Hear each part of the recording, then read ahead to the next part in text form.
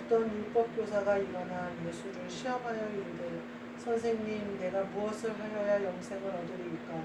예수께서 이르시되 율법에 무엇이라 기록되었으며 내가 어떻게 읽느냐. 대답하여 이르되 내 마음을 다하며 목숨을 다하며 힘을 다하며 뜻을 다하여 주 너의 하나님을 사랑하고 또한 내 이웃을 내 자신같이 사랑하다 하셨나이다. 예수께서 이르시되 내 대답이 옳도다. 이를 행하라 그러면 살리라 하시니 그 사람이 자기를 옳게 보이려고 예수께 여짜오되 그러면 내 이웃이 누구니이까. 예수께서 대답하여 이르시되 어떤 사람이 예루살렘에서 여리고로 내려가다가 강도를 만나매 강도들이 그 옷을 벗기고 때려 거의 죽은 것을 버리고 갔더라.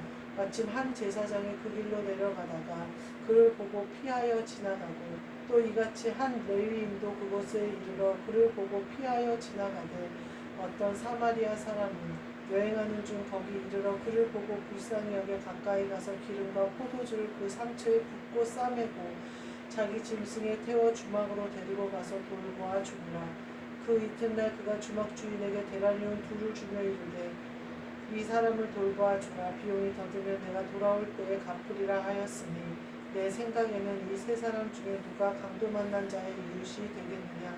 이르되 자비를 베푼 자니이다.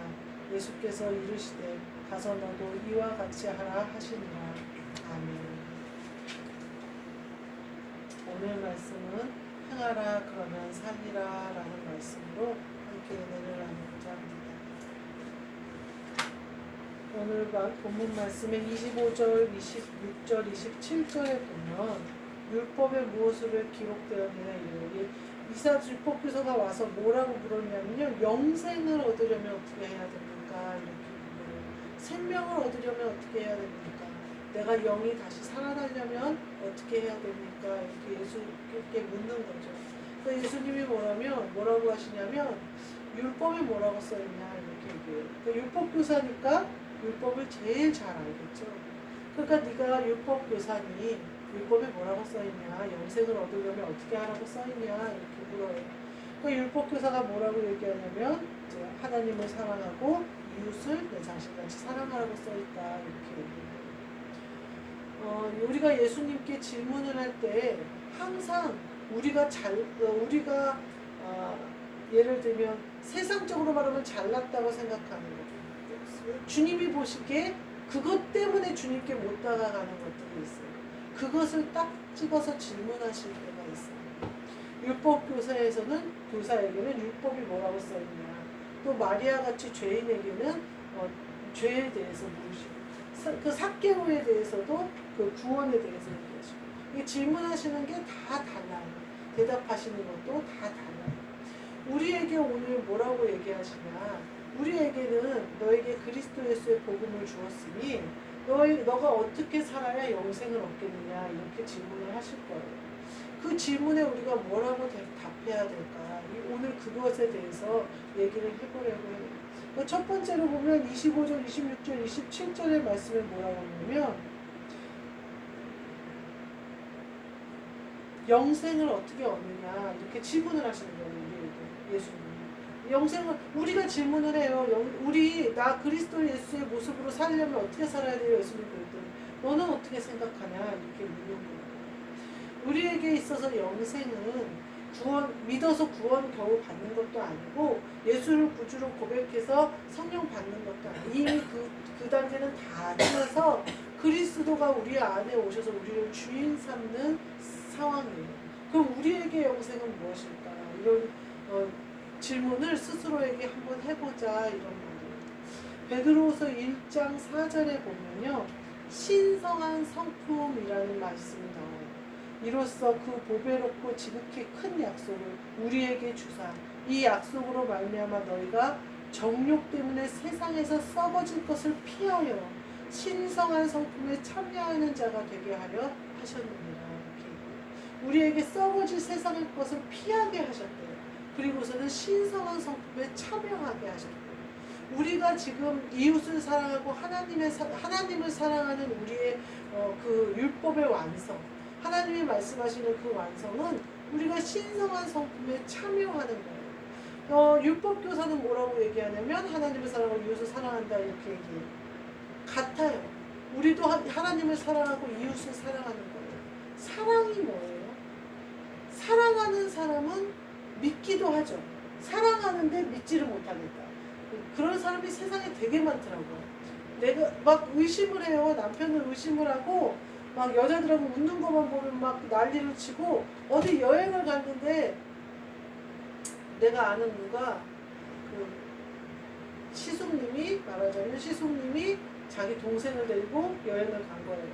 근데 계속 전화를 하는 거예요. 재수씨가 여자랑 노는 거 아니냐 뭐 골프 친다고 하면서 엉뚱한 짓 하는 거 아니냐 계속 전화를 하는 거예요. 시숙 형이 모르게 이제 막 봤다가 들킨 거예요. 밤에도 막 전화를 하는 거예요. 지금 어디냐 영상통화 해봐라 어쩌라니까 들킨 거예요. 그러니까 형이 난리가 난 거예요. 아니 도대체 나를 뭘로 보고 너는 지신랑이야 그렇다 쳐도 나랑 같이 왔는데 그럼 나까지 그런 사람인 줄 아는 거 아니냐 그러면서 한번 난리가 난 적이 있다고 집안이. 그런데도 그 버릇을 못 고쳐요. 그러면서 그 사람은 그 여자가 뭐라고 얘기하냐면 또 심지어 그렇게 당하고 있는 남자를 뭐라고 얘기하냐면 사랑하니까 그러는 거예요. 사랑하는데 믿지를 못한다? 그거는 사랑이 거짓 사랑이죠. 그거는 사랑을 착각하고 있는 거죠. 자기가 자기 것으로 만들어야 되는 게 사랑인 줄 아는 거예요. 사랑은 그게 사랑. 제가 보니까 그건 인간의 사랑이더라고요. 인간들은 다 그래요. 제가 보니까 누가 자기 막 사랑한다고 그래놓고 가지치기 좀 잘못했다고 자기 좋아하는 꽃 목을 댕강 잘라놓지를 않나. 그러면서 밖에 모임 가면은 친구들이랑 이렇게 부부 동반 모임 가면은 그렇게 내 와이프 사랑한다고 사람들이 있는 데서 얘기를 한대요. 그래서 내가 그렇게 얘기를 하면 사랑하나 보지 그랬더니 내가 행동이 사랑하게 안 하는데 무슨 사랑을 하냐 이렇게. 사랑을 하면요 소망도 있어요. 그 사람 안에 소망이 있어요. 우리 신랑은 나를 사랑하니까 믿음과 소망이 그 안에 같이 있단 말이에요. 내가 나를 사랑하니까 그런 일은 안 하지. 또 나를 사랑하니까 더 뭐라 그럴까 신성한 성품이 드러날 거야. 나를 사랑하니까 서로의 사랑이 합력해서 선을 이룰 거야. 이렇게 소망을 꿈꾸는 거예요. 그래서 주님의 뜻을 이루는 소망이 열매를 맺게 돼요. 그 사랑은 서로를 아프게 하는 사랑은 인간의 사랑이고 서로를 뭐라 그럴까 말하지 않아도 통하게 만드는 거는 하나님이 주신 성령님이 주신 사랑입니다. 우리가 휴대폰으로 전화를 하는데 마주보고 있거나 제가 집에서도 가끔 휴대폰으로 문자를 보내거든요. 목사님 에어컨 좀 꺼주세요 이렇게 보내요. 얘기하면 잠이 깰 것 같으니까 이제 요걸로 보내요. 근데 이제 바로 옆에 있거든요. 근데도 제가 이렇게 휴대폰으로 보내요. 근데 바로 옆에 있어도 휴대폰으로 보내면 인공위성으로 올라갔다가 인공위성이 목사님의 핸드폰으로 쏘는 거거든요. 내 핸드폰에서 핸드폰으로 가는 게 아니에요. 옛날 우리 유선 저기 있을 때에도 전화기 있을 때에도 안내양이 있었을 때도 있었어요. 그래가지고 우리가 전화를 하면 바로 옆집에 옆집에 전화를 해도 옆집으로 바로 가는 게 아니고 전화국으로 갔다가 거기서 그 사람한테 가는 거거든요. 우리의 사랑이요 무조건 성령님으로 다 모아져야 돼요. 그래서 그 성령님을 힘입어 각자에게 흘러야 돼요. 내가 남편을 사랑하는 것 같지만 내 이 사랑이 성령님이 주장하시는 사랑이 되고 그도 성령님이 주장하셔서 우리의 사랑이 하나가 되는 거예요. 그러면 말하지 않아도 서로가 알고 말하지 않아도 서로 믿고 사랑한다 하지 않아도 사랑하는 줄 알아요. 제가 보니까요 인간의 사랑을 하는 사람들은요 계속 사랑한다고 말해요. 왜 사랑한다고 말할까요? 지도 그 사랑이 별로 그렇게 뭐라 그럴까 힘 있는 사랑 같지가 않으니까 말이라도 계속 해야 사랑하는 것 같으니까 계속 말하는 거예요. 그러니 사람의 사랑은 변덕이 죽고 있잖아요. 아침에도 막 사랑한다고 막 그랬다가 금방 나가면서 현관 나가면서 핑크색 와이셔츠 안 다려놨다고 얼굴이 아주 울그락불그락하고 나갔다가 들어올 때는 뭐 치킨 사오면서 막 사랑한다고 그랬다가 저녁에 밥상이 마음에 안 든다고 울그락. 사랑이요, 하루에도 사랑이 폈다 졌다 그런단 말이에요. 벚꽃도 아니고. 그게 사람의 사랑이에요. 근데 신성한 성품에 참여하는 자 된 사람이요, 세상에서 썩어질 것을 피하여 간 사람은요, 이런 사랑을 하지 않아요. 그런 사람은요, 주님의 신성한 성품에 따른 사랑을 하게 돼요. 그래서 하나님 아버지를 사랑할 때 어떻게 사랑하느냐? 예수님이 하나님 아버지께 끝까지 십자가를 지심 같이, 복종하심 같이, 그 뜻을 이루어서 부활을 이루어내심 같이 그렇게 하나님을 사랑해요. 그러니까 하나님이 뭐 하라고 할 때 토를 달겠어요, 안 달겠어요? 토 다는 게 없죠.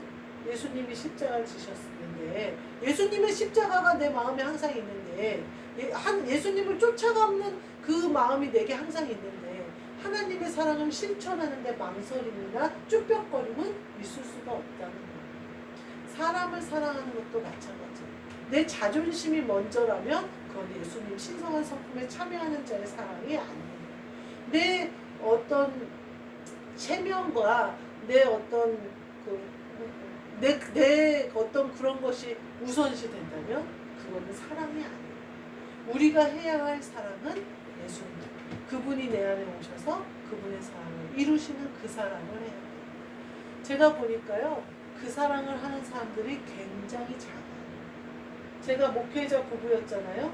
그전에도 저희 부부가 사이가 굉장히 좋아서 어디 모임에 가고 이러면 어떻게 이렇게 두 분이 사이가 좋냐는 말을 많이 들었어요. 그렇지만 제가 이렇게 그리스도를 영접하고 그리스도 예수의 종으로서 둘 모두가 이렇게 바뀌고 나니까요, 진짜 사랑은 이거예요. 그 전에 했던 사랑은요, 그게 사랑인 줄 알았어요. 근데 두고 보니까 변덕이 줄 끓었어요. 근데 제가 그때 당시 어떻게 생각했냐면, 아니 사람이 미워할 수도 있지 어떻게 계속 사랑해, 이렇게 생각했거든요. 근데 그거랑 달라요. 굉장히 달라요. 미워할 수 없어요. 미움이 어디로 향하냐면 나를 찢는 것으로 향하지 상대를 향한 미움으로 가지 않아요. 주님이 주신 사랑은요, 완벽해요. 성령님이 내게 주신 성령님을 힘입어 사랑하는 거는요, 말이 필요 없어요. 말하지 않아도 서로 알아요. 이러한 사랑이 우리 안에 이루어져야 돼요. 이게 율법의 완성이에요. 그 사랑이 내 안에 있어야 이 율법의 완성이에요. 그리고 하나님을 사랑할 수 있고 사람을 사랑할 수 있어요. 두 번째로 뭐라고 하냐면요, 행하라 그러면 살리라 그래요. 행하라 그러면 살리라 그래요. 예수님이 뭐라고 그러냐면 네 대답이 옳다. 네 대답이 옳다. 하나님을 사랑하고 이웃을 사랑한다는 네 대답이 옳다. 행하라 그러면 살리라. 네가 지금은 죽어 있으나 행하면 살 수 있다. 이렇게 얘기해요. 행하면 살 수 있다. 제가 육신의 것을 쓰잖아요. 그러면요, 영이 뭐라고 얘기할까? 영이 사그라들어요. 그러면서 영의 힘이 약해져요. 영이 주장할 수가 없게 돼요. 지금 행하라 이 말씀은요, 내가 사랑을 하는데 육신의 것을 쓰잖아요. 그러면 이 사랑이 성령님이 나와 함께하는 사랑이 안 돼요. 변질돼요. 그래서 육신으로 사랑을 하면 어떻게 되냐면, 사랑한다고 내가 막 더 주고, 사랑하니까 내가 막 뭘 사주려고 그러고, 사랑하니까 내가 막 용돈을 주려고 그러고, 그것이 오히려 그에게 해가 돼. 사랑하니까 나도 쓸기 빠듯한 돈을 그에게 주는 거거든요. 근데 그것이 그에게 독이 되는 거예요. 육신으로. 로마서 8장 13절에 뭐라고 하냐면, 너희가 육신대로 살면 반드시 죽을 것이는데 영으로서 몸의 행실을 죽이면 살리라 이거거든요. 그러니까 우리가 행하고 그것으로 말미암아 사는 것은 영으로서 행하는 것을 말하는 거예요. 그런데 제가 어제도 그거를 느꼈어요. 어제 그 아들에 대한 얘기를 제가 했다고 했잖아요. 다 같이 했어요. 저만 한 게 아니고 오히려 다른 사람들이 더 많이 하고 더 막 강력해 하고 자랑하고 그랬어요. 근데 누구만 치명타를 입었냐? 나만 치명타를 입고 나만 더러워졌어요. 왜 그러냐면 제가 육신으로 행했기 때문에 육신의 일을 자랑하고 육신의 일을 드러내고 육신의 것으로 한 거예요. 또 제가 어제 직장에서 제가 직장을 옮기고 싶기도 하고 이제 집을 여기 구례동으로 저희도 알아보고 있는 중이거든요. 근데 직장에서 굉장히 멀어져요. 그래서 직장도 그냥 가까운 데로 옮겨버렸으면 좋겠다라는 생각도 있고, 또 한 가지는 자꾸만 그 푸드 전체 직원들이 그만을 보여요. 그러니까 제가 혼자 감당하기도 힘들고 또 도와주는 사람도 없고 물건은 점점 더 잘 나가고 제가 감당이 안 되는 거예요. 지금 7월, 8월, 7월은 제가 거의 쉬는 날이 없이 일했기 때문에 물건이 빠짐없이 채웠어요. 근데 8월달 들어서서 이제 제가 휴무를 많이 잡았거든요. 수요일날도 쉬고 이렇게 평일날도 좀 쉬고 이렇게 잡았더니 물건을 구색을 맞추지 못해요. 제가 퇴근할 때마다 두세 품목씩은 비어있어요. 근데 마음이 어떠냐면요, 그것도 만들어 놓으면 팔려요. 근데 내가 다 내 할 일을 못하고 퇴근하는 것 같은 거예요. 그러니까 일을 하면서 굉장히 마음이 불편하고, 제가 좀 성격이 그래요. 워커홀릭이거든요. 일을 한번 시작을 하면 완벽히 해야 돼요. 누구한테 무슨 말 들을 일 없이 딱 해야 돼요. 그리고 말하지도 않아요. 그 이상의 일을 하기 때문에. 근데 마무리를 못하잖아요. 내 욕심껏 다 하지를 못하는 거예요. 물론 제가 막 무리를 해서 막 휴식 시간도 없이 하면 다 해낼 거예요. 근데 그렇게 하고 싶지는 않은 거예요. 그래서 제가 어떻게 하면 좋을까? 근데 자꾸 이제 다른 사람들 뭐라고 그러냐면 월급을 올려달라고 하라는 거예요. 근데 솔직히 제 심정은 월급을 올리고 싶은 생각이 아니라 일을 적당히 하고 싶은 거예요. 어떻게 할까 그러다가 어제 이제 대표가 또 이것저것 물건을 한 10몇 가지를 갖고 왔어요. 한 8가지를 갖고 왔어요. 제가 요리한 것만 4개가 정도니까 시식을 시키라는 거예요, 직원들을. 그걸 이제 그 포장되어 있는 걸 그대로 갖다가 판매를 하려고 하니까 맛이 나쁘지만 않는 판매를 하려고 하니까 이제 그걸 막 갖고 왔어요. 그래가지고 이제 그걸 디기만 하면 되는 거예요. 그래서 제가 식당 언니도 하고 나도 하고 막 불이 없으니까 푸드실 3개 불을 켜고 막 그걸 한 거예요. 그러면서 제가 그랬어요. 실장한테. 나 너무 힘들어서 못하겠다. 나 정말 그만하고 싶은 마음이 굴뚝다. 그러니까 못하겠다, 그만두겠다 이렇게는 말을 안 하고 그만두고 싶다. 너무 버겁다, 나 혼자 하기가. 그랬더니 그렇게 얘기를 했어요.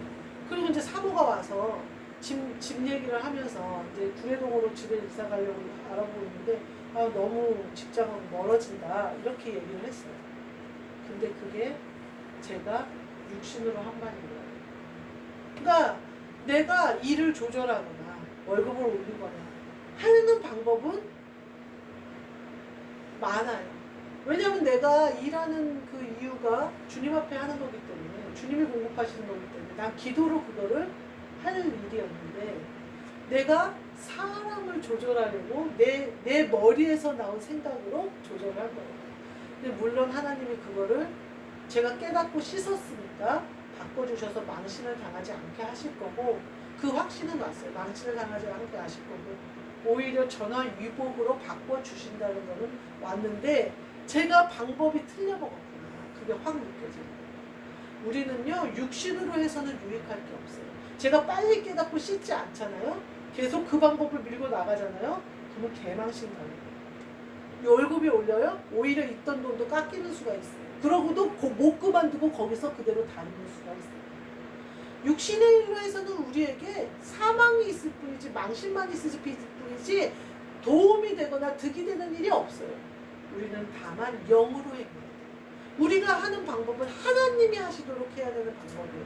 아니, 회사에서 월급 올려주는 게 무슨 하나님이 우리는 하나님을 통하지 않으면 안 돼요. 제가 아까 처음 말씀드린 것처럼 휴대폰 하는데 여기서 이렇게 말할 것 같으면 뭐하러 휴대폰을 하겠어요. 멀리 있어서 거기서 쏴서 가야 되니까 휴대폰 하는 거잖아요. 우리는 무조건 성령님이, 그리스도가 내 안에 계시고 주인이 그리스도시기 때문에 우리 마음대로, 우리 생각대로, 우리 잔대로, 우리가 지혜롭다고 생각하는 그걸로 해서는 얻을 수 있는 게 하나도 없어요. 오직 내 안에 계신 그리스도께 토로할 때에 그리스도께서 하시는 거예요. 제가 오늘 헌금 동원 기도 중에 한 기도처럼 재단에서 나는 물을 마시면 좋겠어요. 그래서 우리 교회의 재정이 그렇게 되어져서 제가 그냥 기도하고 말씀 읽는지 전원을 하거나 혹은 뭐 적당히 하거나, 그러니까 긴 시간을 그렇게 일에 매이지 않았으면 좋겠어요. 내 기도가 그렇게 되면 그 기도가 응답되어져서 우리 교회 안에 재정이 그렇게 세워져야죠. 엉뚱하잖아요. 거기서 그 회사에서 월급 좀 올려주면 기껏 올려줘봤자 아마 10만 원 올려줄걸요. 그리고 내가 거기서 일 힘들다고 기껏 말해봤자 걔네들이 도와줄 수 있는 일은 없어요. 직원을 뽑아주지도 않아요. 근데 내가 뭐 한다고 그 사람들한테 나발을 불었나 싶은 생각이 들어요. 창피한 거예요. 제가 지금 생각하면. 오히려 망신당하지 않으면 다행이다. 주님이 막아주시면 다행이다. 이 생각이 들어요. 내가 그걸 깨닫고 그렇게 기도했으니까 전화위복 되겠지만 처음부터 그렇게 하지 않았더라면 얼마나 좋아요. 로마서 8장에 뭐라 그래요? 육신대로 살면 반드시 죽을 것이라고. 네 영이 손상을 입는다는 거예요. 참 마트에서 일하다 보고 일하고 또 이제 1년 거의 2년은 아니고 한 1년 8개월 다 돼가니까 이제 모르는 사람이 없잖아요. 다 이렇게 하고 이러니까 참 이게 힘들어요. 육신대로 육신을 따라 살지 않는 것이, 또 사람을 보지 않는 것이, 이것도 훈련입니다. 내가 잘 훈련받아야겠다 생각합니다. 여기서 행하라 그러면 살리라 이 말씀은요, 영으로 행해라 그래야 산다 이 말씀입니다. 우리가 무엇을 하든지 다 영으로 행하는 일은 우리에게 안 좋은 게 없어요. 근데 우리가 육신으로 행하는 건요, 행하는 게 아니에요. 그 뒤에 보면 나와요. 이웃이 누구냐 이렇게 질문을 해요. 그러니까 예수님이 제사장을 얘기해요. 네가 제사장이 된다고 해서 이루어지는 게 아니야. 사랑을 행할 수 있는 게 아니야. 그 다음에 누가 나와요? 레위인이 나와요. 네가 레위인이 된다고 해서 사랑을 행할 수 있는 게 아니야. 이렇게 얘기해요. 사마리아인이 나와요. 그때 당시 사마리아인과 유대인들은 상종하지 않았어요. 근데 사마리아인이 지나가다가 원래는 유대인이니까 상종하지 않고 지나가야 되는데 실어다가 치료해주고 뭐 해주고 그 다음에 주먹에다 돈까지 주면서 치료해줘라 이래요. 누가 이웃이냐 이렇게 되는 그러니까 이 뭐라고 해요? 자비를 베푼 자입니다. 그러니까 예수님이 너도 가서 이와 같이 행하라. 이와 같이 하라. 우리가 행함에 있어서 제사장이 돼도 목사 직분 받았다고 되는 게 아니에요. 장로 직분 받았다고 끝난 게 아니에요. 그때부터 시작이에요. 그때부터 자비를 베푼 자니이다. 해야 돼요.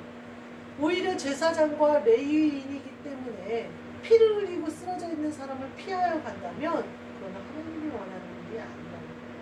내가 목사가 됐다고 해서 오히려 죄인을 피하여 간다면 그건 목사가 된 이유가 될 수 없어요.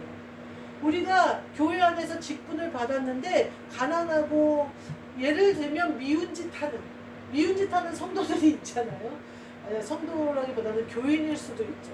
장성하지 못한 어린아이와 같아서 미운 소리 틱틱하고 떼부리고 발 비비면서 우는 성도가 있어요. 근데 그 성도를 때려주거나 말로 때려주거나 미운 눈으로 쳐다본다면 직분받은 의미가 없어요. 행하라 그러면 살리라 그러셨어요. 네가 레위인이 돼도 제사장이 돼도 그것으로 너는 사랑을 행할 수 없다. 자비를 베풀어라. 이렇게. 자비를 베풀 힘도 주님으로부터 오지만 그 자비를 베풀 수 있는 그 힘, 그 모든 것은 하는 것은 내 자리나 내 어떤 이 땅에서의 어떤 내가 가지고 있는 것으로 되는 게 아니에요. 우리가 이 말은 뭐냐면 사마리아인과 유대인이 상종하지 않았다는 우리의 생각을 깨버려야 된다 이 말. 제가 교회가 조직화되고 교회가 커질 때 어렸을 때 제일 의문이 그거였어요. 왜 사람들이 자꾸 교회를 오고 교회 안에서 활동을 하는데 회사에서 하는 것처럼 하지? 그 생각을 했어요. 당회를 한대요. 그래갖고 막 장로님들이 올라가요. 회사 임원진들 올라가는 것처럼 올라가요. 그래서 회의를 하고 내려와요. 근데 거기서 싸우고 뭐 막 그렇다는 거예요. 그런 얘기들을 이제 어른들을 통해서 들으면서 내가 아니 왜 성령님이 하시는 일과 하나님의 일인데 그러면 성령님을 따라가야 되는데 그럼 기도하고 당회가 그래야 되지 않나? 싸울 필요 없이 만약에 다툼이 서로의 의견이 다르면 기도해봅시다 이렇게 해서 기도해야 되지 않나? 왜냐하면 그렇게 싸우고 당에서 나오잖아요. 그럼 식당에서도 서로 째려봐요. 장로님들끼리 막 째려봐요. 그리고 막 권사님들끼리도 째려봐요. 저 장로님하고 이 장로님하고 싸워서 저 권사님하고 이 권사님하고 틀어진 거죠. 같은 성가대로 왔어요. 저는 성가대 반주를 오래 했으니까. 근데 성가대에서 왔는데 분위기가 묘해요. 서로 커피를 타는데 스쳐 지나가는데 싸해요. 그건 당에서 싸운 거예요. 근데 제가 어렸을 때 생각에 싸울 수도 있고 뭐 그럴 수도 있는데 그게 자기 의견을 관철시키는 어떤 힘을 모으려고 하거나 돈을 모으려고 하거나 돈 있는 사람을 모으려고 하거나 이러는 거예요. 그래서 제가 그때 당시 현대나 삼성이 막 이렇게 나올 때인데 기업화되는 것 같은 거예요. 그래서 어떤 사업을 추진하는 것처럼 교회가 어떤 일을 해가는 거예요. 제가 그런 것을 보면서 세상하고 달라야 되는데 이런 생각을 했던 적이 있어요. 물론 교회는요 세상하고 굉장히 다르게 돌아가요.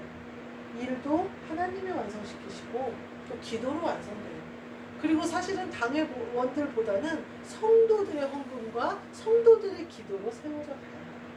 근데 그렇게 되어져 가는데 조직화되고 이게 막 커지면 사람의 어떤 계획에 의해서 움직이려고 하는 오류를 범하는 수가 있다 이 말이에요. 그래서 자비를 베푸는데 그 자비가 사람의 머리에서 나오는 사람의 지혜가 되는 수가 있다. 또 생명을 살리는 전도가 되어지는데 전도가 프로그램화 되어지고 전도가 어떤 게 되어져 버린다는 거예요.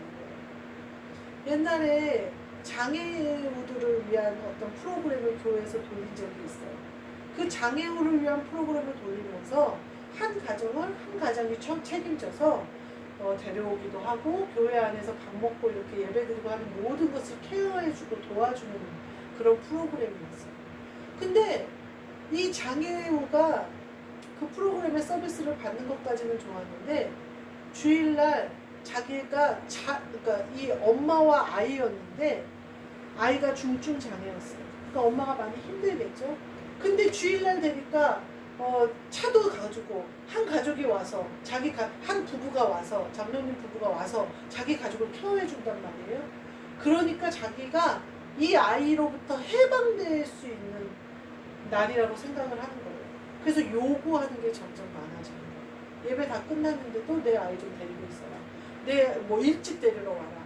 뭐 와서 좀 챙겨줘라. 점점 요구사항이 많아져요. 그러니까 어느 순간 어떻게 되냐면 딜레마에 빠진 거예요. 주님을 전하기 위한 전도로 이 일을 시작을 했는데 영접하는 그 주님을 영접하는 것이 아니라 사람을 쓰려고 하는 것으로 바뀌어버린 거예요. 그러니까 참 그 프로그램의 의미가 퇴색되면서 오히려 안 하는 일만 못하는 결과도 나왔고 그렇게 하는 것에 누가 얼마나 버틸 수 있겠어요. 그 장로님은 꽤 오래 버텼지만 다른 집사들이나 이런 사람들은 나가 떨어지는 거예요. 감당을 못하는 거예요.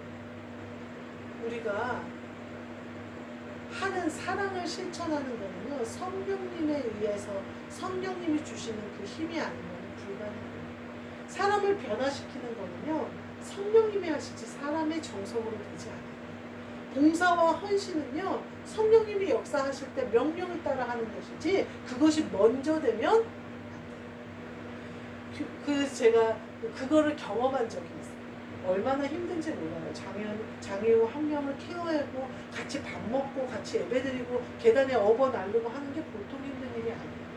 그 봉사로 전도를 하려고 했는데 전도까지 못 가는 거예요. 다 지쳐서 나가 떨어지는 거예요. 전도는 그렇게 되는 게 아니더라고요. 성령님이 역사하시고 그 역사하심에 따라 그가 세움을 입을 수 있도록 돕는 것이고 또 상처를 치유받을 수 있도록 함께 세워져 가는 그 성령님이 하시는 걸 따라가는 거지 우리가 어떻게 한다고 해서 프로그램 좋은 걸 돌린다고 해서 전도가 되지는 않더라고요. 우리의 이 빛은요 어디로부터 오냐면요 주님으로부터 와요. 고린도후서 4장 6절에 이런 말이 나와요. 어두운데 빛이 비치라 말씀하셨던 그 하나님께서 어두운데 빛이 비치라 말씀하셨던 하나님은 뭐냐면 창세기 1장 1절에 태초에 천지를 창조하신 거예요. 그 다음에 빛이 있으라 하시니 태초의 빛을 말하는 거예요. 그 빛이 있으라 말씀하셨던 하나님이 예수 그리스도의 얼굴에 있는 하나님의 영광을 아는 빛을 우리 마음에 비추셨어요. 어디에 먼저 있었냐면 예수 그리스도의 얼굴에 하나님을 아는 빛이 있었어요. 그 빛을 우리의 마음에 비춰주셨어요. 이게 구원이에요. 빛이 오신 거예요. 이 빛은 이제 어디로부터 온 거예요? 하나님으로부터 온 거예요. 우리가 만들 수 없는 빛이에요.